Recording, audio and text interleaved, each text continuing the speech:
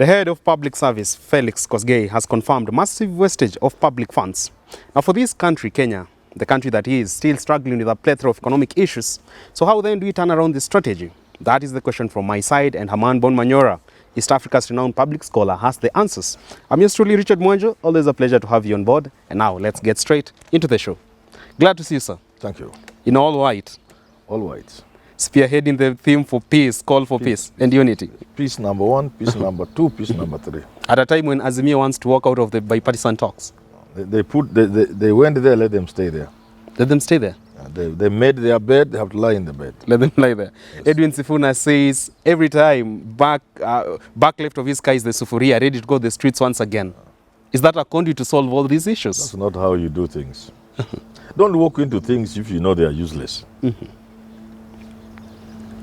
Don't walk. Interrogate issues before you walk. Yeah. With thoroughness and forethought. Now that they are there, wakae hapo. Waumanie humo ndani. Wakanyagane huko ndani. Alafu sisi ndio tunaumia. Wacha tuumia. Tumezoea. David D says it is because we've always made bad economic decisions. Yes. Very well then, that of the way, sir. We are talking matters wastage of public funds, and these are revelation that has come from the head of public service, Felix Kosgei himself, while speaking to PSS and other state offices. Yes. And among those austerity measures that he has directed towards government offices, he said to cut down on facilitative expenses, travel out of town for meetings and retreats and such issues. Would you then say, now that you understand Safari ya Bamba ni Machero, that is probably one of the avenues we can use, at least in the fullness of time, it will help us save more and spend less? It has been said repeatedly over time that doing the same thing over and over again and expecting different results shows you are just a stupid person. We've been through this route. Austerity measures, no, the government workshops cannot be held in hotels. The hotels are collapsing, let's go back to them. Let us shelve all the big vehicles, let's use Passat. Nothing, all is rubbish. It shows we are just stupid people. None of those things has worked, and none is going to work today. It's like we are trying to please somebody else, like the IMF. It's not like we know we need to practice prudence in the management of public resources for our own good. It's like we want to do it to please IMF. A third party. That we are doing something about it. In the same manner we established this anti-corruption body. It was to prove to the World Bank, IMF and the other donors that we are doing something about corruption. It's not because we believed in corruption, in fighting corruption. So this is the same. Felix Kosgei is just joking. But somewhat he's trying to reinvent the wheel, because for the first time we have seen a head of public service say, all public servants who want to accumulate leave days and turn that into cash, convert that into cash, it is the last day they're going to do that. Would you then say that these are radical measure, at least coming out of him? We didn't even know those things were happening. How can you convert your leave days into cash? He has revealed that. It's happening. Okay, these countries, this is a banana republic, like Onyonga says. This is not a country. There was a country. It's not a country. How can you do such a stupid things? What Felix Kosgei is talking about are things that can't work unless you are serious. And I've said this, the president would need to be serious. One man, not two people, one. One man. In a short, ask me if you are there, what would you do about this wastage? What once he's talking about. So what will be your avenue to do if that? I am the president of the Republic of Kenya, I will end with immediate effect overseas travel.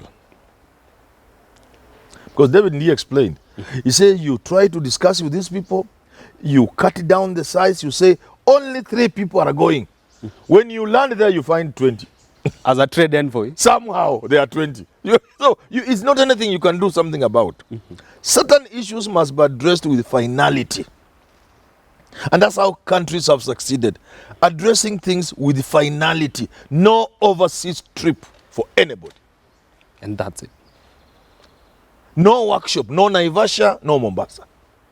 Do your thing in your boardroom.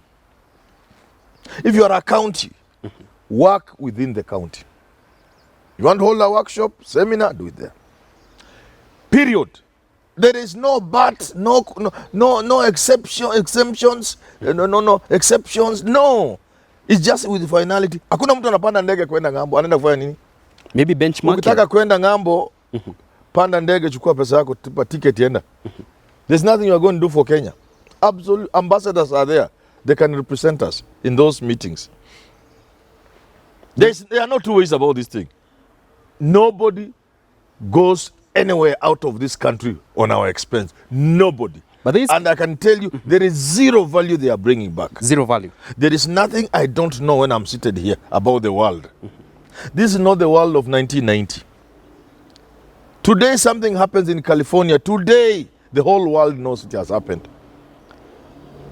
A technique, a technology, whatever happens in Sydney, Australia, and the whole world is aware and begins to use that technology.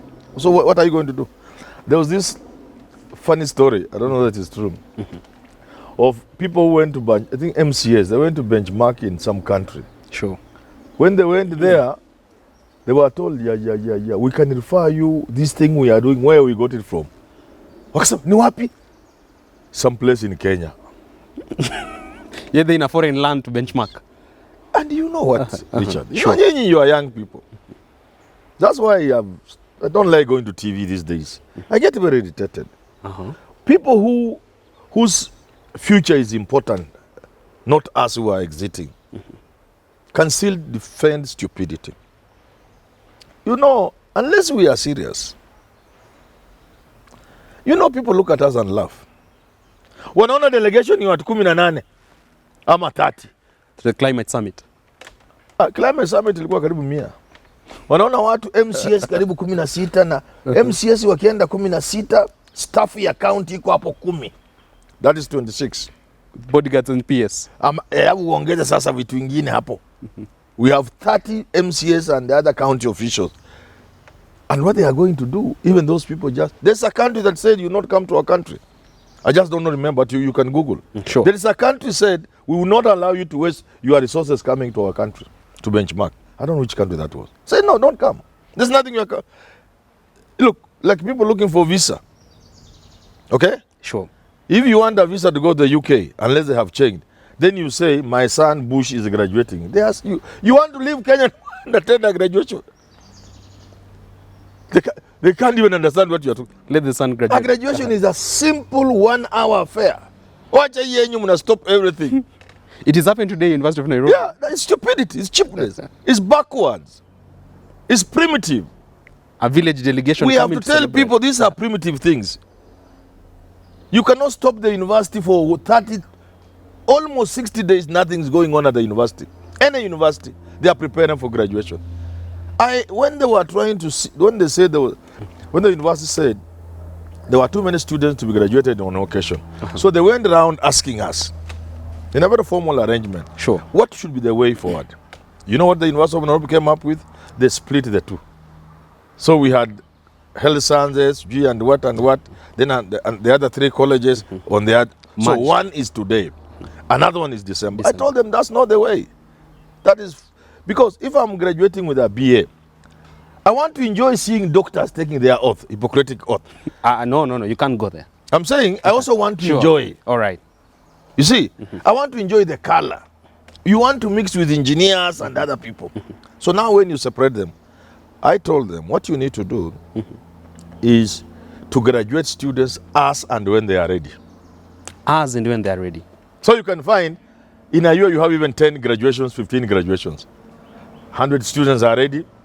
Let them walk out. School of Medicine, do you have anybody? Anything you are clearing? Jump on board. Engineering, arts, agriculture, PhD, you graduate them. It's a simple something. Simple but glorious. That way, even the graduate, mwenye na graduate na wazazi wake, they can enjoy. Anafika pale, he's given the scroll symbolizing the certificate. Sure. You see? Sure. He is given by the chancellor. But yet, ungeno ngetich rono. Serial number. We look so stupid. It is just so stupid. And this is being done by professors, the most educated people in society. They can preside over such a stupidity. You see what I'm talking about? Sure. This is Africa for you. You see? Can you imagine? Wastage of resources. That scroll, just look at the graduation in South Africa, somebody showing you the video or the pictures. Amenda amepewa Then you go out, you are given a place where you can take your pictures. Are there photographs or pictures? Yeah, photographs. With your family. It is something you can show your grandchildren. That's a crowd. No. Now they even go to a point they are not even reading the names. Yeah, serial numbers. Serial numbers. From serial number, and this is professors doing it. I keep telling this country, we don't have professors. Which professors? Which professors are these? These are village teachers. And I have no shame to say, and I'm saying in public, how can you, a professor, preside over such a function? Reading number, serial number, this to this. Jam in Nairobi like this, you can't pass. And they start in the morning. What function is this you are starting at 6? Somebody's from Kericho. You want them to be here at 6 in the morning to start the graduation. This country has a problem. And people are laughing at us. That's why when MCS, 30 of them go to a country to benchmark. So Koske, tell Koske, please, just be serious for once. Let this country be serious. Fiscal prudency at its best. You need prudency in the management of public resources. That's it.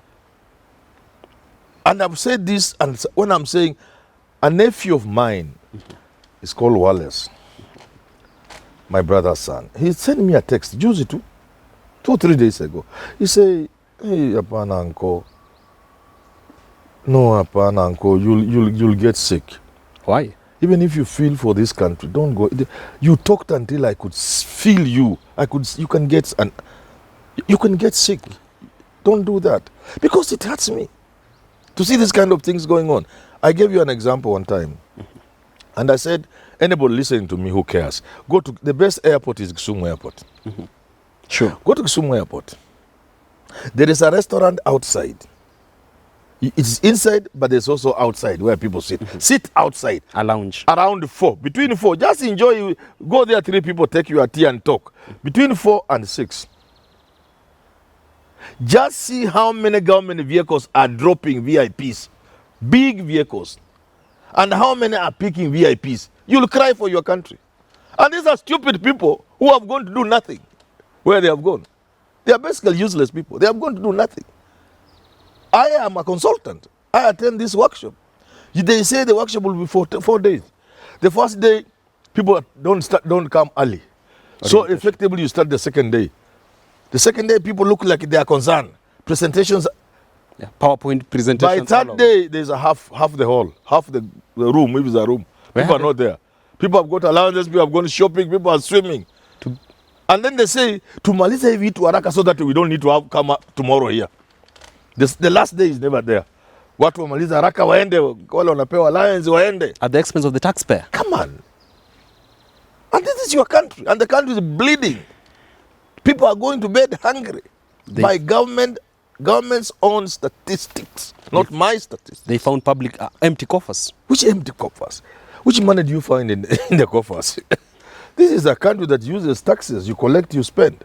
You come out looking very stupid if you say that.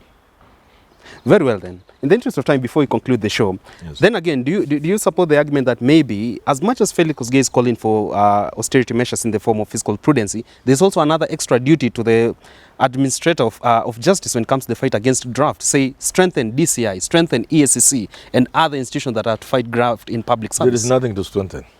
Zero. What do you do? These are cheap thieves. Our thieves are stupid thieves, cheap. Mtu anachukua pesa anaweka kwa account ya bibi yake. Sasa huyu mtu ni ya kutafutia EACC. Sio mtu wa kushika na kufunga kesho. Or increase budget capitation. Have you read newspapers about these graft cases? I'm lucky. You are lucky. You are not lucky. You feel like crying. Actually, I cry sometimes. The clarion call has been empower EACC, give it more money. Empower it to do what? EACC, you don't need EACC to catch thieves. There's no corruption in this country. What we have are petty thieves, except that they are stealing billions. These are foolish people. They can't even figure out how to steal. You remember the case of NYS? Sure. A guy incorporates a company in the morning, today, anapewa certificate leo asubuhi. Anaenda anafungua account in a bank in the afternoon. Tomorrow morning, 400 million in the account. Where does it work like that in the world? Okay, sir. Why don't you arrest all these people, including the bank? So maybe we start with a high-level prosecution. So it's a joke, my friend. These guys are just jokers. But I will not stop before I tell you this. Sure. Somebody called me yesterday. He told him, Manyora, what did you say? Madara is next to Madaiga. Yeah, sure. Kibra Karen, Kawangware next to Lavington. He told me, Manyora, I'm scared. But that's the truth. People will continue eating and stealing foolishly. The people will come for you. History has proved it. No, I'm not saying it myself. I'm just talking about history. Today, as we speak, you can only sleep in your village house if you have a German Shepherd with your friends. Boys will come for you in the village. You can hardly grow anything where I come from. And I think that is representative of the entire country.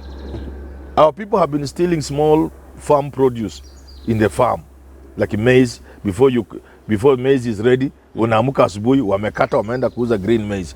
Or if it's about to dry, they harvest for you. Or sugar, what do you call it? Cassava, they uproot for you. I gave you an example of young boys doing it during the dry season. They went to the nearby river, brought water until they went to the ground. Yes. A banana cannot be a banana, wamekata. We thought it was Vihiga where we are crowded, density of population. Now it is in Kitale. It is called mobile stakes. You go and cut your maize, they put them in stakes. Yeah, you come from there, you know. Yeah, true. So you leave 10 stakes in the shamba. You come tomorrow, there are 7. Where is the other stake? They carry the maize, they go and remove, what do you call it? Removing from the cob. From their own shamba. How can you know it's yours? How do you know this? That is the Kenya we have now. The next phase. If you think you'll steal money to give Kenyans bad education, if any education that is.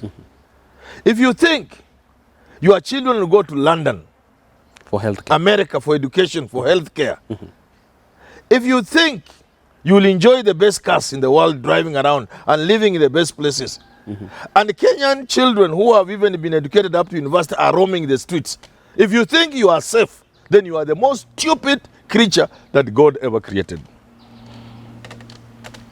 Very powerful coming from a man born Manyora. We've been talking matters, the wastage of public resources, and the clarion call from the head of public service, Felix Kosgei, for government agencies to tame down and actually put into practice fiscal prudency. That has been our conversation. Thank you so much for tuning in. Time for our fan of the week. It is none other than our business journalist, Brian George Otieno. Brian George Otieno. In Nairobi here. Thank you for being part of this wonderful family. You are a wonderful person. Thank you very much. All right, asanteni sana. Continue watching our other editions on this channel with Jadiel Kabiro, Evans Okinyi, and Mundia Gitawa. Until next time, I'm Richard Mwanjo. Always a pleasure. Up next on your screen is the Business Glide African Proverb of the Day.